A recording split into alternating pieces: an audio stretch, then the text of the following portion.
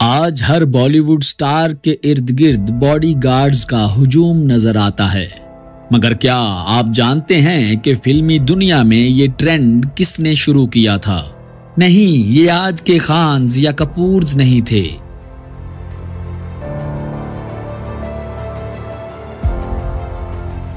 बल्कि एक ऐसी अदाकारा थी जिसे पूरी दुनिया वीनस ऑफ इंडियन सिनेमा कहकर पुकारती थी।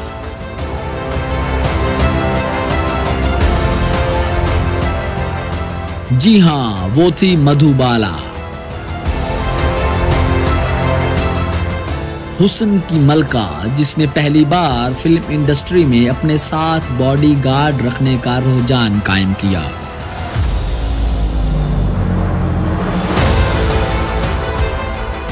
और जैसा कि आज बॉलीवुड इंडस्ट्री इस हद तक नाम पैदा कर चुकी है कि अब बॉलीवुड की अदाकाराएं हॉलीवुड में कामयाबी के झंडे गाड़ रही हैं। मगर सोचिए,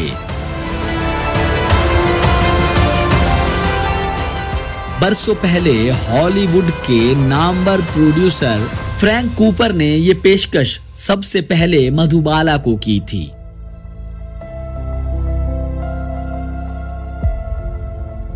मगर अफसोस, एक इनकार ने तारीख बदल दी और आखिर मधुबाला बॉलीवुड की पहली इंटरनेशनल स्टार नहीं बन पाई।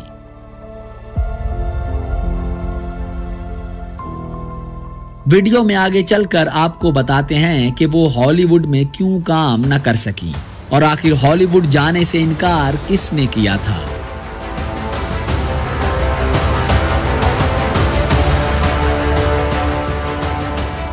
और सिर्फ यही नहीं, इंडस्ट्री में मधुबाला के हुस्न के साथ साथ उनकी कामयाबी और शोहरत का भी ये आलम था कि जब मधुबाला अपने फेम की पीक पर थी तो वो इतनी बाइख्तियार हो गई थी कि उन्होंने अपने फिल्म कॉन्ट्रैक्ट्स में एक खास शर्त शामिल कर दी थी।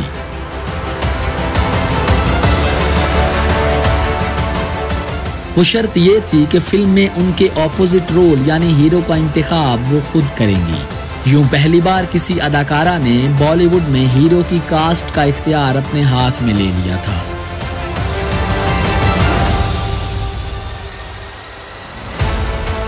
बेशक ये दुनिया आज भी एक से बढ़कर एक हसीन चेहरों से भरी पड़ी है, लेकिन कुछ चेहरे ऐसे होते हैं जो आंखों में बस जाते हैं और उन्हीं में से एक चेहरा मधुबाला का भी है, जो आज भी उनके चाहने वालों की आंखों में रहता है। उन्होंने जिंदगी के महज 36 साल जिए और इसमें भी अपनी जिंदगी के आखिरी 9 साल अपने घर में कैदे तन्हाई पर मजबूर रहीं। लेकिन फिर भी सिर्फ 66 फिल्में करने के बावजूद मधुबाला ने वो सब कुछ हासिल किया जिससे वो हमेशा के लिए तारीख में अमर हो गईं। ये कहानी मधुबाला के जन्म से शुरू होती है और पैदाइश के वक्त ही मधुबाला के दिल में सुराख था।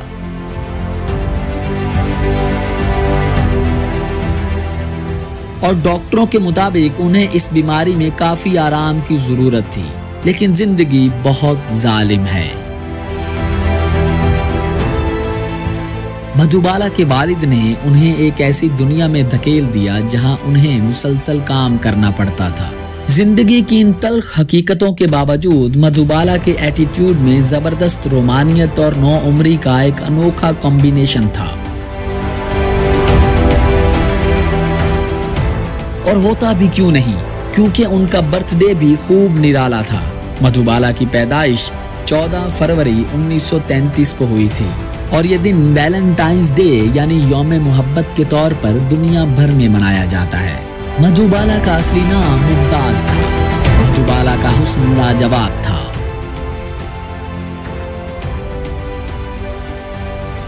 हकीकत तो ये है कि फिल्मी पर्दा मधुबाला की निस्फ खूबसूरती ही दिखा पाया है, क्योंकि हकीकत में वो कहीं ज्यादा खूबसूरत थी। मधुबाला के चाहने वालों का तो मानना ये है कि उनकी जितनी तस्वीरें आज तक पब्लिश हुई, किसी भी तस्वीर ने उनकी हकीकी और असल खूबसूरती के साथ इंसाफ नहीं किया। और बात करें अगर फिल्मों की, तो हिंदुस्तानी सिनेमा की तारीख में मधुबाला महज एक नाम नहीं है, उन्हें उनकी बेताब खूबसूरती के लिए वीनस ऑफ इंडियन सिनेमा भी कहा जाता है। मधुबाला जब बॉलीवुड में आई तो उनकी पहली फिल्म बसंत थी। और उस दौर की मशहूर अदाकारा देविका रानी इस फिल्म में उनकी एक्टिंग से बहुत इम्प्रेस हुई थी और उन्होंने उनका नाम मुमताज से बदलकर मधुबाला रख दिया। मधुबाला एक सुलझी हुई आर्टिस्ट कहलाई क्योंकि मधुबाला शोहरत के बावजूद एक ऐसी अदाकारा थी जो वक्त की इंतहाई पाबंद थी और हमेशा स्टूडियो मुकर्ररा वक्त पर पहुंचा करती थी। मधुबाला की खूबसूरती का अंदाजा लगाने के लिए एक फिल्म मैगजीन मूवी ने सन 1990 में बॉलीवुड की ऑल टाइम ग्रेटेस्ट एक्ट्रेस के फेम का सर्वे कराया था, जिसमें मधुबाला 58% लोगों के वोटों के साथ पहले नंबर पर रही।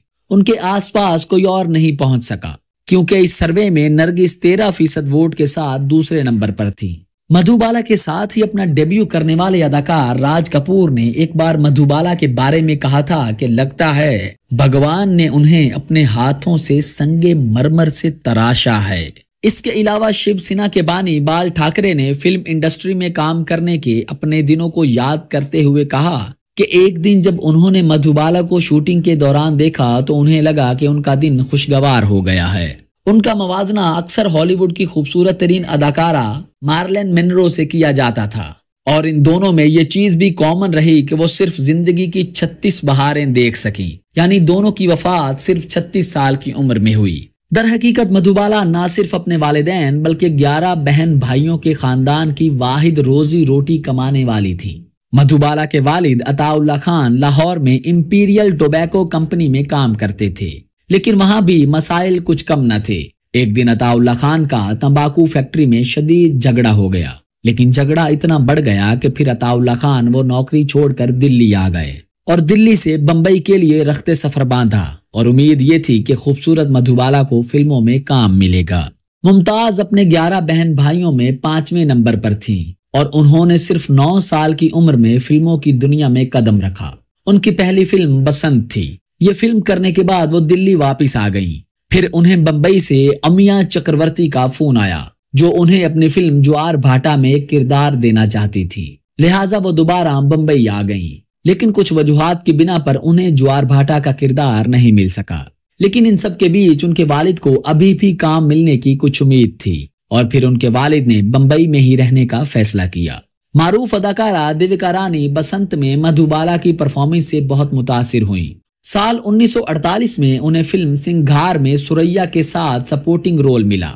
रफ्ता रफ्ता उनकी शोहरत में इजाफा होने लगा और उन्हें बतौर हीरोइन कई रोल्स मिलने लगे। उन्हीं दिनों मशहूर डायरेक्टर केदार शर्मा ने उन्हें राज कपूर की ऑपोजिट फिल्म नील कमल में साइन किया। इसके अलावा आपको बताते हैं कि जिस फिल्म ने मधुबाला को नेशनल लेवल पर फेम दिया वो थी महल। ये एक अधूरी मोहब्बत की कहानी है जो एक जन्म से दूसरे जन्म तक जारी रहती है। उस वक्त तक लता को इंडियन फिल्मी दुनिया में दाखिल हुए कई साल गुजर चुके थे, लेकिन इस फिल्म में गाया गया उनका गाना आएगा आने वाला उन्हें प्लेबैक गुलकारी के उरूज पर ले गया। दरअसल कहानी ही कुछ ऐसी थी कि इस फिल्म के लिए जरूरी था कि इसकी हीरोइन गैर मामूली खूबसूरत हो और फिर कमाल अमरोही ने इस फिल्म के लिए आज तक की सबसे एक्स्ट्रा ऑर्डिनरी एक्ट्रेस मधुबाला का इंतखाब किया। लेकिन उस वक्त तक मधुबाला फिल्मी दुनिया में कोई खास बड़ा नाम नहीं था। फिल्म कंपनी बॉम्बे टॉकीज ने इस किरदार के लिए सुरैया को कास्ट करने का तहैया कर रखा था, लेकिन कमाल अमरोही अपने फैसले पर अटल रहे। उस वक्त मधुबाला की उम्र सिर्फ 16 साल थी, जबकि उनके हीरो अशोक कुमार उनकी उम्र से दुगना यानी 32 साल के थे। मधुबाला ने पूरी फिल्म को अपने कंधों पर उठाया और इस फिल्म ने बॉक्स ऑफिस पर कामयाबी के तमाम पुराने रिकॉर्ड तोड़ डाले। और फिर एकदम से सन 1949 में मधुबाला की फिल्म महल ने उन्हें इंडियन नौजवानों के ख्वाबों की मलका बना दिया था और वो इंडिया का नेशनल क्रश बन गई। उस जमाने में न्यूयॉर्क के थिएटर आर्ट्स मैगजीन ने मधुबाला की तस्वीर के साथ एक आर्टिकल पब्लिश किया जिसका उन्वान था दुनिया की सबसे बड़ी स्टार जो ब्योरली हिल्स में नहीं रहती। 3 बार ऑस्कर जीतने वाले फ्रैंक कूपर एक फिल्म फेस्टिवल में शिरकत के लिए मुंबई आए थे। मूवी टाइम्स के एडिटर BK करंजिया अपने मैगजीन के एक शुमारे के साथ कूपर का इंटरव्यू करने गए थे। इस मैगजीन के फ्रंट पेज पर मधुबाला की तस्वीर छपी थी। कूपर ने जैसे ही करंजिया के हाथ में मैगजीन पर छपी मधुबाला की तस्वीर को देखा तो उन्होंने फौरन करंजिया से पूछा कि ये लड़की कौन है, क्या ये वाकई इतनी खूबसूरत है, क्या मैं इससे मिल सकता हूँ, क्या मैं इसके लिए हॉलीवुड में किरदार दिला सकता हूँ। बात सवालात तक महदूद नहीं रही। और इस सिलसिले में करंजिया की मधुबाला से ताज होटल में मुलाकात तय हुई, जहां करंजिया ने बहुत पुरजोश होकर ये बात मधुबाला के वालिद अताउल्ला खान को बताई। लेकिन मधुबाला के वालिद न माने और उनके वालिद ने यह कहकर पूरे मामले को खत्म कर दिया कि मधुबाला को कांटे और चाकू से खाना नहीं आता, इसलिए वो इस मीटिंग में नहीं जाएंगी। लेकिन सोचने वाली बात है कि अगर मधुबाला के वालिद उस वक्त ये तजवीज मान लेते तो मधुबाला को पूरी दुनिया में पहचान मिल चुकी होती। मधुबाला की जाती जिंदगी भी किसी ब्लॉकबस्टर फिल्म से कम न थी, क्योंकि जब दिलीप कुमार और मधुबाला की मोहब्बत का आगाज हुआ था तब इसके आगाज में गुलाब के फूल का बहुत अहम किरदार था। मधुबाला ने उस दौर में इश्क के लिए मकबूल जरिया लव लेटर के साथ ये गुलाब दिलीप कुमार को उनके मेकअप रूम में भेजा था। उस लेटर पर लिखा था कि अगर मुझसे मोहब्बत का इकरार हो तो इस गुलाब को कबूल फरमाएं। दिलीप कुमार के चेहरे पर मुस्कुराहट बिखरी और उन्होंने गुलाब अपने हाथों में ले लिया। जब ये सिलसिला शुरू हुआ तब मधुबाला की उम्र बमुश्किल 17 बरस थी और 17 बरस की उम्र तक आने से पहले ही मधुबाला कमाल अमरोही और प्रेमनाथ के साथ इश्क में गिरफ्तार हो चुकी थी। 9 उम्र की नासमझी में होने वाले नाकाम अफेयर्स के इन हादिसों से गुजरकर इस बार मधुबाला दिलीप के साथ रिश्ते के बारे में बहुत संजीदा थी। इस इश्क में वो दीवानगी की हद तक मुब्तला थी। इस मोहब्बत की इब्तदा बेशक मधुबाला ने की हो, लेकिन दिलीप कुमार की दीवानगी भी किसी तरह कम न थी।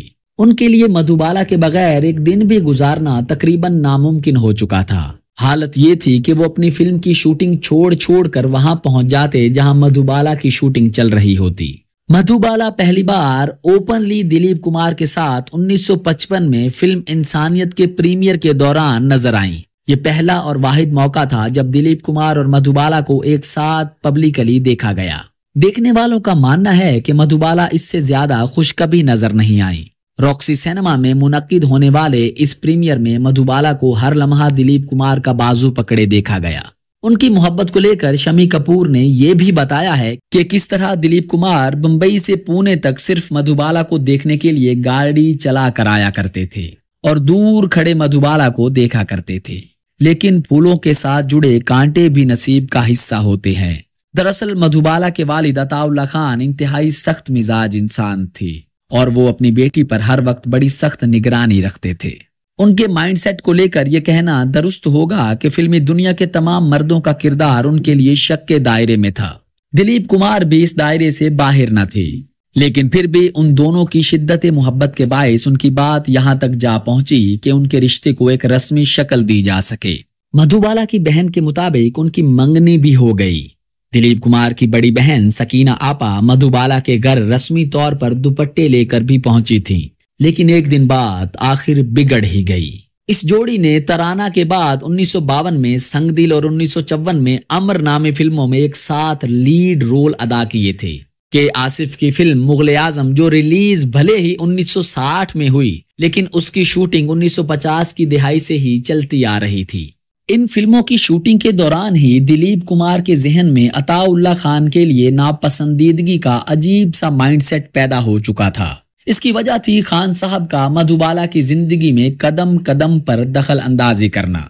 यह दलील काफी हद तक वैलिड भी है, क्योंकि शूटिंग के दौरान भी अताउल्ला खान की मुदाखलत से डायरेक्टर्स परेशान हो जाते थे।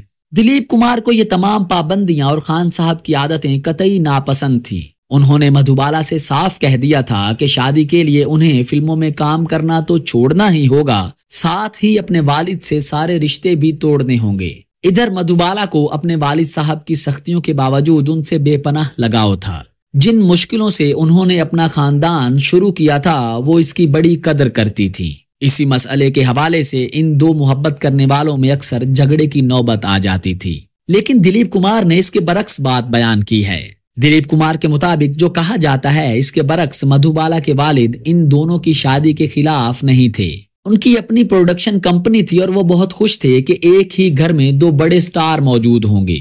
वो चाहते थे कि दिलीप कुमार और मधुबाला अपने करियर के इख्तिताम तक एक दूसरे की बाहों में बाहें डाले उनकी फिल्मों में डुइट्स गाते नजर आएं। फिर क्या हुआ जिसकी वजह से बॉलीवुड की मशहूर तरीन मोहब्बत की कहानी शादी तक ना पहुंच सकी। दरअसल जब दिलीप कुमार को मधु से उनके वालिद के मंसूबों के बारे में मालूम हुआ तो उनकी अताउल्ला खान से कई बार बातचीत हुई, जिसमें दिलीप ने दोनों को बताया कि मेरे काम करने का अपना तरीका है, मैं अपना काम खुद करता हूँ, मैं प्रोजेक्ट का इंतखाब करता हूं और अगर कभी ऐसा ना हो तो चाहे उस फिल्म में उनका अपना प्रोडक्शन हाउस भी हो तब भी वो तसल्ली से काम नहीं कर सकते। मधुबाला के वालिद अताउल्ला खान को दिलीप कुमार की ये बात पसंद नहीं आई और वो दिलीप कुमार को जिद्दी और अड़ियल समझने लगे। दिलीप कुमार, मधुबाला और अताउल्ला खान की इन मीटिंग्स में मधुबाला का झुकाव हमेशा अपने वालिद की तरफ होता था और वो कहती थी कि शादी के बाद सब ठीक हो जाएगा। और फिर आखिरकार सन 1956 में ढाके की मलमल फिल्म की शूटिंग के दौरान एक दिन दिलीप कुमार ने मधुबाला से कहा कि काजी इंतजार कर रहे हैं, चलो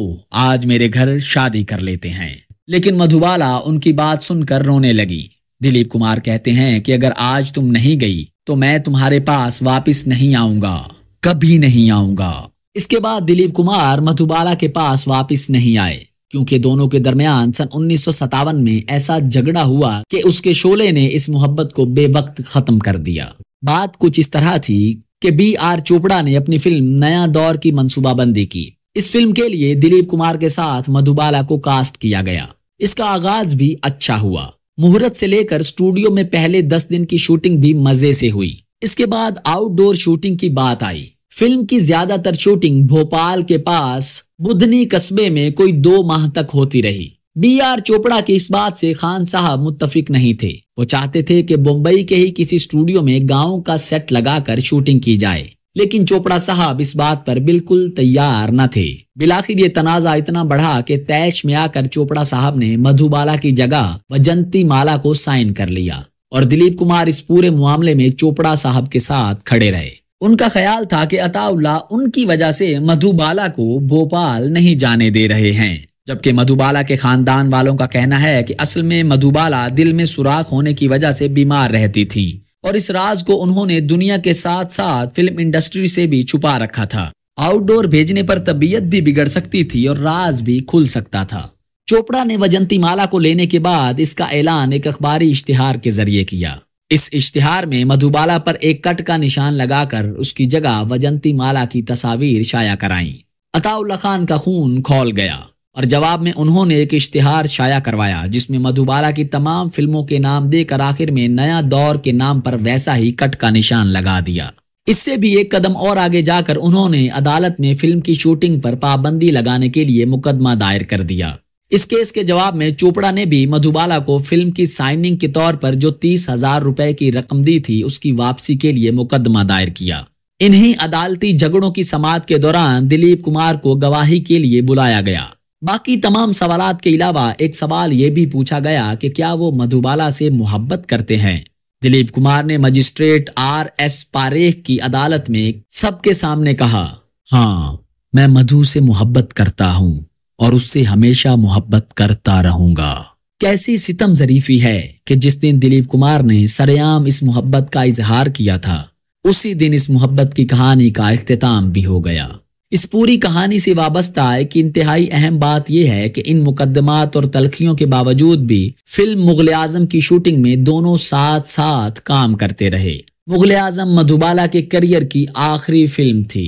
जब मधुबाला ने यह फिल्म साइन की तो उनकी उम्र सिर्फ 20 साल थी। इस फिल्म को बनाने में 8 साल लगे और ये मधुबाला की ही हिम्मत थी कि वो शदीद बीमार होने के बावजूद 8 साल तक ये किरदार अदा करती रही। मोहब्बत के मनाजिर तो देखिए कि फिल्म के सीन करने के बाद वो एक दूसरे से मुंह फेर लेते थे, लेकिन एक सीन ऐसा भी आया कि जब सलीम अनारकली को गुस्से में एक थप्पड़ जड़ता है। इस सीन में दिलीप कुमार ने मधुबाला को ऐसा जोरदार तमाचा मारा था कि सेट पर मौजूद तमाम लोग हिल गए थे। मधुबाला को भी अपने होश संभालने में कुछ वक्त लगा था। दिलीप कुमार के थप्पड़ के बाद सेट पर ऐसा सन्नाटा छाया कि सब सोचने लगे थे कि आगे क्या होगा। क्या मधुबाला सेट से वॉकआउट करेंगी? क्या शूटिंग मंसूख हो जाएगी? इससे पहले कि मधुबाला कुछ कहती कि आसिफ उन्हें एक कोने में ले गए और उन्होंने मधुबाला से कहा कि आज मैं बहुत खुश हूँ क्योंकि दिलीप का जज्बाती होकर यूं थप्पड़ मारना ये साफ जाहिर करता है कि वो अब भी तुमसे प्यार करता है। ये काम करने की हिम्मत कोई आशिक ही कर सकता है। मधुबाला को तो चाहे उनके वालिद ने इंटरनेशनल एक्ट्रेस बनने से रोक दिया था, लेकिन उनकी शोहरत यूं रुकने और छुपने वाली न थी। दरअसल पाकिस्तान के एक साबिक वजीर आजम भी मधुबाला के बहुत बड़े फैन या यूं कहें कि बहुत बड़े आशिक थे। इस बारे में बहुत कम लोग जानते हैं कि पाकिस्तान के भुट्टो खानदान के पास मुंबई के इलाके विरली में साहिल समंदर के करीब एक पुरतायुश कोठी हुआ करती थी। सन 1954 से 1958 के दरमियान पाकिस्तान के साबिक वजीर आजम जुल्फकार अली भुट्टो अक्सर उस कोठी में रहने आते थे, जबकि उनका पूरा खानदान पाकिस्तान में मुकीम था। ये वही दौर है जब मुंबई में फिल्म मुगल आजम की शूटिंग चल रही थी। नौशाद याद करते हुए बताते हैं कि इस फिल्म का गाना मोहे पनघट पे नंदलाल छोड़ गया रे शूट हो रहा था। जुल्फकार अली भुट्टो को ये गाना और मधुबाला इस कदर पसंद थी कि वो इस गाने की शूटिंग देखने रोजाना सेट पर आते थे। वो मधुबाला से शादी के लिए बहुत संजीदा थे और एक बार उन्होंने दोपहर के खाने के दौरान मधुबाला के सामने अपना ये इरादा जाहिर भी किया, मगर जवाब में उन्हें मधुबाला का इनकार मिला। उस वक्त किसी ने सोचा भी नहीं था कि एक दिन जुल्फकार अली भुट्टो पाकिस्तान के सदर और बाद अज़ां वजीर आजम बन जाएंगे। जैसा कि मुतअद्दिद दफा जिक्र आया है कि मधुबाला को बचपन से ही दिल की बीमारी थी। उनके दिल में सुराख था और उस वक्त तक इस बीमारी का कोई इलाज नहीं था। बीमारी के बावजूद उन्होंने फिल्म मुगल आजम की शूटिंग मुकम्मल की। वो अपना काम बेपनाह लगन से करती थी। मुगल आजम आज तकरीबन सभी ने देखी होगी। जिन्होंने नहीं देखी उनको बताते चलें कि फिल्म की शुरुआत में एक सीन था जिसमें मधुबाला को मुजस्मे की तरह खड़ा किया गया था। जरी के काम से लदे भारी कपड़ों के वजन के साथ मधुबाला शूट के मुकम्मल होने तक घंटों तक शदीद गर्मी में बगैर किसी शिकायत के खड़ी रही। फिल्म के आखिरी सीन में मधुबाला ज्यादातर लोहे की भारी भरकम जंजीरों में जकड़ी नजर आती हैं। जंजीरें इतनी भारी थीं कि जब भी वो इन्हें पहनकर खड़ा होने की कोशिश करती तो घुटनों के बल गिर जाती थी, लेकिन मधुबाला ने फिर भी हिम्मत नहीं हारी और पूरी ताकत से इस काम को अंजाम दिया। इन जंजीरों का वजन मधुबाला के वजन से ज्यादा था और इन्हें पहनकर चलना बड़ी आजमाइश और मुश्किल काम था। उनका इलाज करने वाले बम्बई के हार्ट स्पेशलिस्ट डॉक्टर जाल वकील ने उन्हें खबरदार किया था कि वो बहुत ज्यादा सख्त काम न करें और फिल्मों में डांस सीन्स न करें। एक तरफ तो ये सब एहतियातें थी, लेकिन हैरत की बात है कि इस सब के बावजूद भी उनके वालिद अताउल्लाह खान ने, जिन्होंने अपनी बेटी पर वैसे तो बहुत सी पाबंदियां लगाई थी, लेकिन इस मामले में उन्होंने मधुबाला पर ऐसी कोई पाबंदी नहीं लगाई थी जिससे उनका वर्कलोड कुछ कम हो सके। उन पर काम का बोझ कम करने की कोई कोशिश नहीं की गई। उन दिनों आराम तो दूर, मधुबाला ने फिल्म गेटवे ऑफ इंडिया और मुगल आजम के लिए रातों को भी शूटिंग की। जब घर से ही कोई सपोर्ट ना मिली तो बाहर की दुनिया से क्या ही तवक्को की जा सकती थी। किसी प्रोड्यूसर ने मधुबाला के काम का बोझ कम नहीं किया। रक्स, पानी में भीगना और पाँव में जंजीरों के साथ चलना, मधुबाला ने सब कुछ किया। कई बार तो ऐसा भी हुआ कि वो काम करते हुए बेहोश हो जाती, लेकिन जैसे ही वो सेहतयाब होती दोबारा काम करने लगती। काम की तकलीफ अलग और दर्द दिल अलग, लेकिन आखिरकार मधुबाला ने इस दर्द का खात्मा कर ही डाला, क्योंकि जब मधुबाला को ये एहसास हो गया कि अब उनकी दिलीप कुमार से शादी नहीं हो सकती तो उन्होंने ये जाहिर करने की कोशिश की कि वो किसी से भी शादी कर सकती हैं, चाहे वो कोई अनजान ही क्यों ना हो।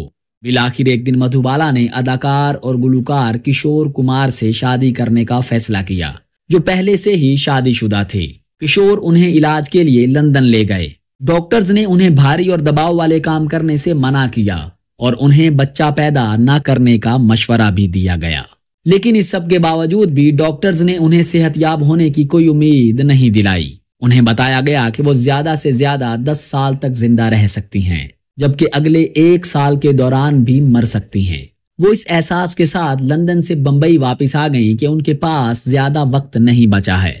वो अपनी जिंदगी के आखिरी 9 सालों में लम्हे लम्हे मरती रहीं। किशोर कुमार लंदन से वापस आते ही मधुबाला को उनके वालिद के घर ले आए। उन्होंने कहा कि वो बहुत मसरूफ हैं और मधुबाला के लिए उनके पास वक्त नहीं है। मधुबाला को ये बात बहुत बुरी लगी।